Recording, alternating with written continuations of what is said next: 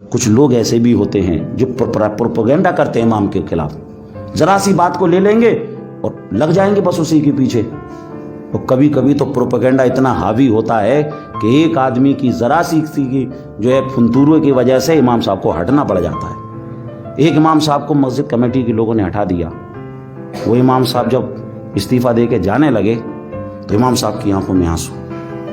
Committee کے لوگوں نے کہا، جو مقتدی تھے کچھ جو ان کے بالکل خاصم خاص تھے، انہوں نے کہا حضرت آپ روئیے نہیں، اللہ بہت بڑا ہے، آپ کو اچھی جگہ مل جائے گی۔ تو انہوں نے کہا امام صاحب نے، میں اس لیے نہیں رو رہا ہوں کہ میری جگہ چھوٹ گئی، میں اس لیے رو رہا ہوں کہ مجھے ہٹانے کا جو ایشو بنایا وہ ایشو یہ تھا کہ امام صاحب وقت کی پابندی نہیں کرتے ہیں، وقت کی پابندی نہیں کرتے ہیں، یہ ایشو بنایا۔ اور ان لوگوں نے مجھے ہٹایا جو سال میں ایک دن بھی فجر کی نماز میں نہیں آتے ہیں، ان لوگوں نے مجھے ہٹایا، اس لیے میری آنکھوں میں آنسو ہیں۔ عزیزان محترم، تو اس لیے اماموں کے ساتھ ایسا نہیں کرنا چاہیے، اماموں کی دعائیں لینی چاہیے۔ اگر امام اگر کسی کے لیے بد دعا کر دے تو پھر سمجھ لیجئے اس کا دونوں جہان میں پھر اللہ ہی مالک ہے۔ امام طبری کی ایک روایت آپ کو سنا دوں۔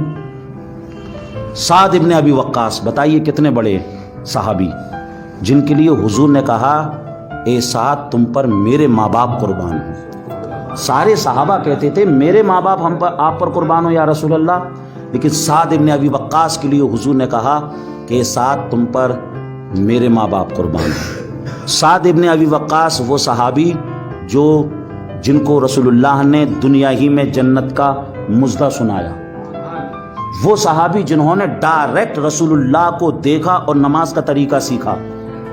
لیکن فاروق اعظم کے زمانے میں جب کوفہ کی سرزمین پر امامت کے لیے حضرت فاروق اعظم نے سعد ابن ابی وقاص کو وہاں پر بھیجا تو ایک شخص نے حضرت فاروق اعظم کو لیٹر لکھا اور شکایت کی کہ سعد ابن ابی وقاص صحیح طریقے سے نماز نہیں پڑھاتے ہیں۔ امامت کے مسلح پر آئے تو دیکھیے مقتدی کیسے کیسے ہوتے ہیں۔ سعد ابن ابی وقاص کو انہوں نے نہیں چھوڑا، سعد ابن ابی وقاص کی شکایت کر دی۔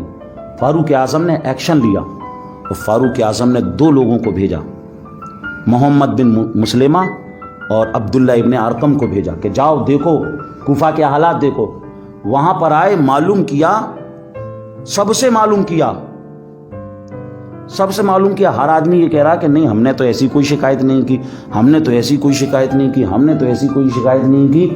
عزیزان محترم، اب وہ جو دونوں آئے تھے وہ سوچنے لگے معاملہ کوفہ سے مدینہ پہنچ گیا، لیکن یہاں پر لوگوں کو پتہ ہی نہیں، یہاں پر لوگوں کو پتہ ہی نہیں ہے کیا معاملہ ہے۔ عزیزان محترم، پھر کیا ہوا، ایک شخص ملا، ایک شخص جس نے اس بات کی تصدیق کی کہ ہاں میں نے آپ کی شکایت وہاں پر پہنچائی ہے کہ آپ صحیح طریقے سے نماز نہیں پڑھاتے ہیں۔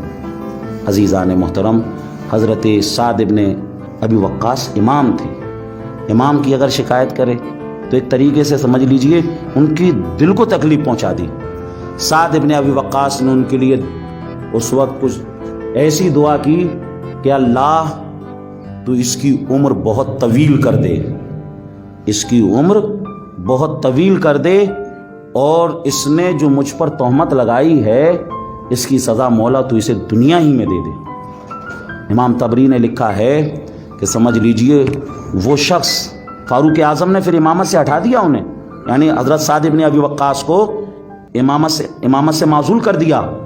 تو یعنی کبھی کبھی ایک مقتدی ہی ایسا ہوتا ہے جو ایسا پروپیگنڈا کرتا ہے جس کی وجہ سے امام کو اپنی جگہ سے دستبردار ہونا پڑتا ہے، امام کو اپنی جگہ سے ہٹنا پڑتا ہے۔ عزیزان محترم، حضرت سعد ابن ابی وقاص کو امامت سے معزول کر دیا گیا، ہٹا دیا گیا، لیکن اس شخص کے بارے میں لوگوں نے کہا کہ اس شخص کی، حضرت سعد ابن ابی وقاص کی دعائے ہلاکت کی وجہ سے سمجھ لیجئے اس کی عمر بہت زیادہ لمبی ہوئی، بہت زیادہ لمبی ہوئی، اور سمجھ لیجئے گھسٹ کر، یعنی اس کو سمجھ لیجئے دنیا ہی کے اندر اللہ کے عذاب نے پکڑ لیا۔ تو اس لیے اماموں کی خدمت کرنا چاہیے، اماموں کے سے آگے نہیں بڑھنا چاہیے، اماموں کا ادب کرنا چاہیے۔